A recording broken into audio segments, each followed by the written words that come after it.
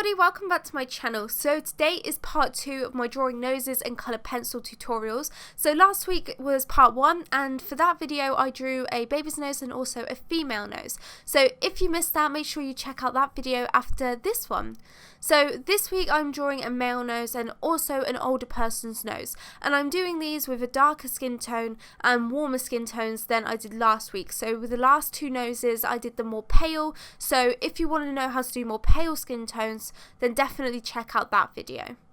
So the first thing I did with the male nose is I'm going in with the Sepia, and I'm using this to establish where the shadows are. So for these noses I'm using the Caran d'Ache Luminance colour pencils, and these work similarly to the Prismacolors. So if you have Prismacolors instead, then it will work very similar to the techniques that I'm doing here. So I'm using the Sepia to establish the shadows, and I'm doing this with very light pressure because I really don't want to damage the tooth of the paper, as I have a lot more layers to put on. So I'm using very light circular motions, and I'm doing this as smoothly as possible. And then also for the shadows I'm using lighter gradations of Sepia, so the Sepia 50% for example, to add in more of those shadowed regions where it's lighter.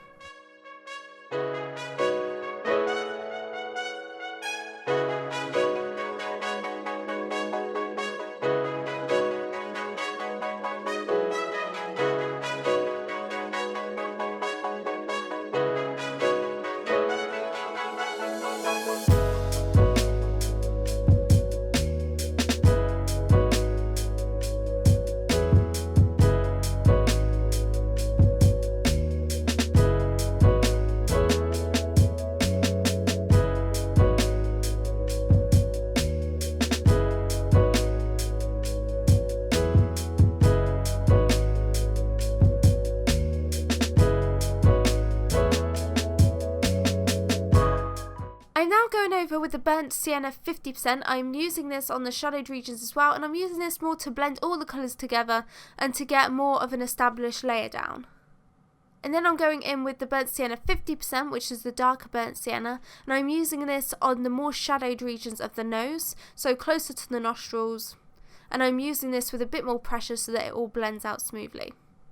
Okay, so once I did that, I'm going in with the burnt ochre, and I'm using this to adding some more of the tone. So it's really important that you look at your reference photo and establish whether there's warm undertones or cool undertones. So warmer undertones, you can use a lot of burnt ochres in there, as this has a more orangey and warm golden colour. Or if it's a cooler undertone, you can use more burnt siennas and white colours to get that more pinkish and olive looking undertone, rather than having a really orangey looking tone. And now I really like using the burnt ochre 10% to blend it all together and get a really smooth finished look. The only place that I won't apply the burnt ochre is where I want the highlights. So I will apply a very light layer, but I won't apply much pressure because I'll do this with the white coloured pencil.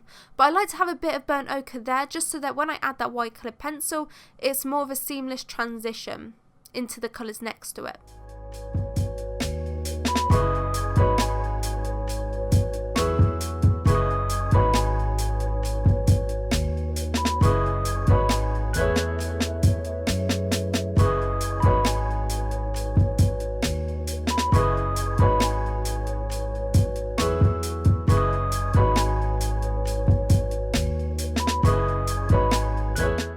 Now I'm using the burnt sienna on the nostrils as well, because this helps to add depth to the nostrils rather than just using a brown.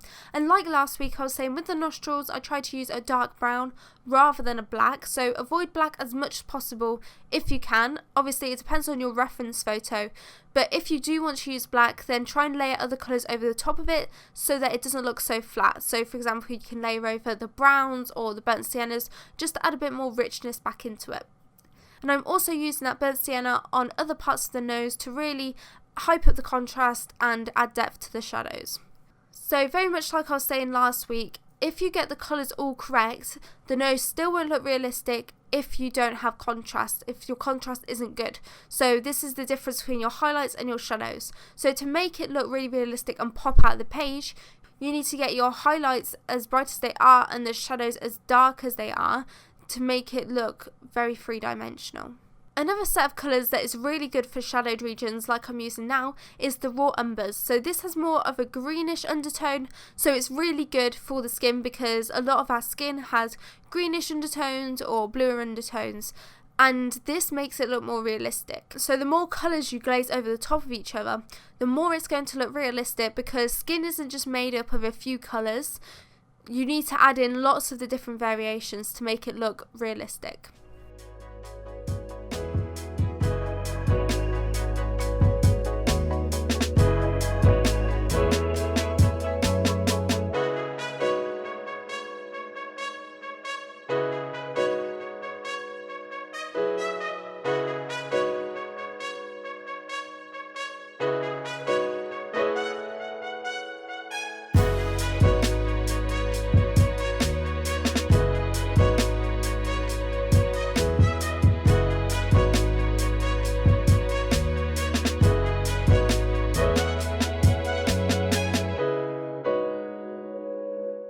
So for these noses, I'm using the Caran d'Ache Luminance coloured pencils, and I'm doing this on the Strathmore Bristol Plate Surface, which is the 500 series. And this is a really smooth paper, which means it's so easy to get smooth looking results. It would be a lot harder if you used a paper with more tooth and more texture.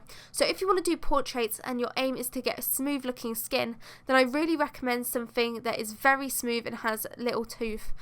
But you still need enough to apply enough layers, but you don't want something that has a lot of texture. So now I'm just going in with all the different colours and getting it as close to a reference photo as possible. So it will depend on your reference photo. As a rule of thumb, you can use a lot of burnt ochres if it's warm golden undertones, or you can use burnt siennas if it's more cooler undertones, and I also like using the raw umbers for shadowed regions. But if you're unsure on what colour you want to use for a certain area, just go into something like Photoshop or Paint and use the eyedropper tool on that certain part, and it will pick out the colour that you need, because it's normally hard to find and figure out what colour you need if you look at the whole nose as a whole. But if you use that eyedropper tool and select the colour, it is much easier to see what colour you are kind of heading towards. So now I'm just using that white Caran d'Ache coloured pencil to add in those highlights, and I like to use the sides of the pencil a lot because this helps to glaze the colour over the top without damaging all the smooth layers underneath that you created.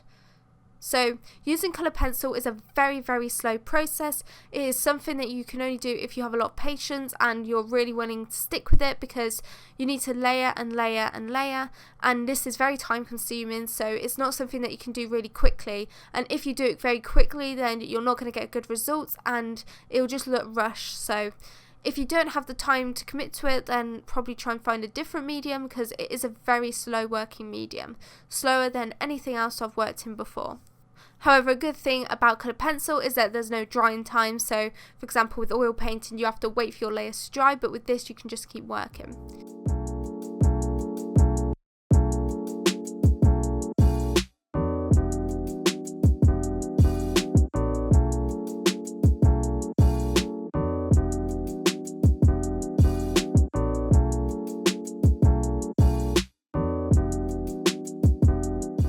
Okay, so moving on to the next nose. This is the older person's nose, and again I start off by laying out the nostrils using that sepia tone, and I'm using this to also lay down where the shadows are. So with an older person's nose, normally they have a lot more texture in their nose, things aren't as smooth, or there could be discoloration of their skin and little patches that are different colours, and there also can be bumps and lots of different things going on. So I'm going in with the sepia and I'm using the side of it to establish the shadowed regions and also where some of that different colour pigmentation went on.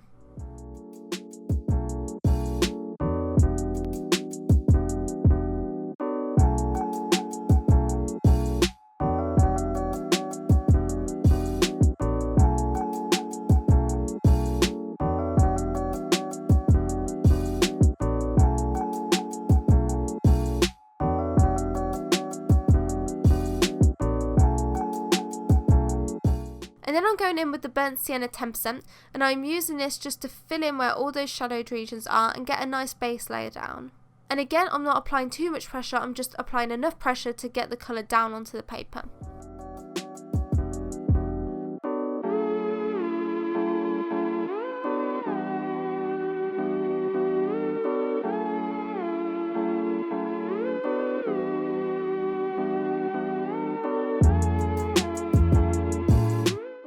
Okay, so now I'm going over the top of that with the burnt ochre, and this nose was a very warm undertoned nose, so I used that burnt sienna to create that foundation base, and then I'm going over the top of it with those warmer tones, so those burnt ochres and those darker burnt siennas. And as you can see already, because he had more texture in his nose, I wasn't worried so much about getting it perfectly smooth, because I knew having a bit of texture would work in my favour to make it look realistic, because if it looks too smooth then it won't look realistic because it's not meant to be smooth.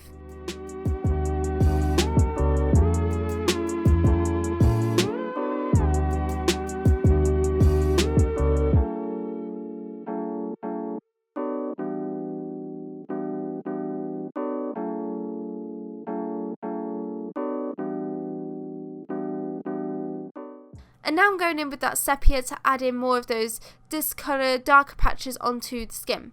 And I blend over the top of that with the burnt ochre.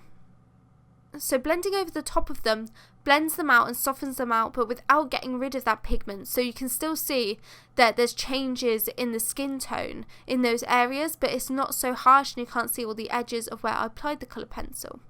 So now I'm using the burnt sienna, and I'm using this on the shadowed regions just to add in some more richness and some more depth. And as you can see, as well as using those soft circular motions to get a generalised smooth foundation base, I'm also using them very roughly, very patchily to get in that texture. And I'm just blending out what needs to be blended with the burnt ochre 10%. And I'm using this with a bit more pressure in certain places to really pull out some highlights and some lighter pigmentation in the skin. So at the moment the contrast is not where I need it to be, so the shadows aren't dark enough and there's not any highlights. So the thing that I need to do next is go in and add those highlights and darken up some of the shadowed regions, so for example where the nostrils are, because the nostrils don't look any darker than the areas surrounding it. But first I'm just applying where all of those different patches and textures of different skin tones are, and then I'll go in and fix out the highlights.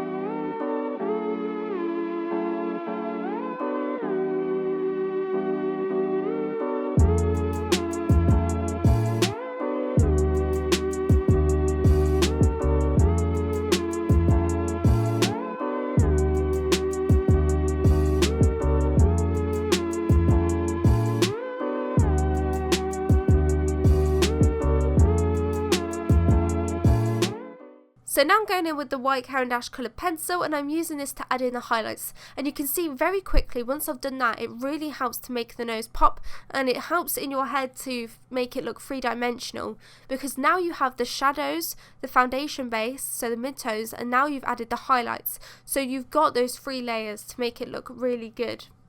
Another thing that's really good to use to get texture is using a crafting knife, and I use this just on the side, and this is really good with wax-based colour pencil because it lifts the colour pencil off that paper and reveals the layers underneath. So you can use that to lighten areas or bring it back to white.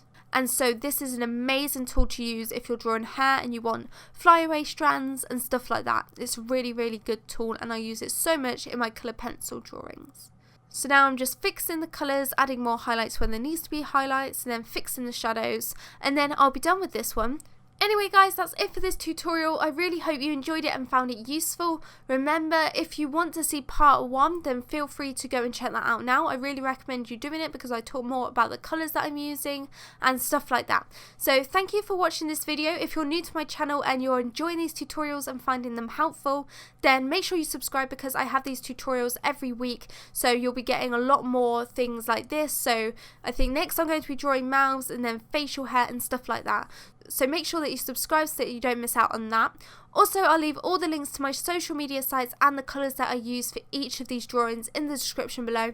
Thank you guys so much for watching, and I'll see you in my next video. Bye!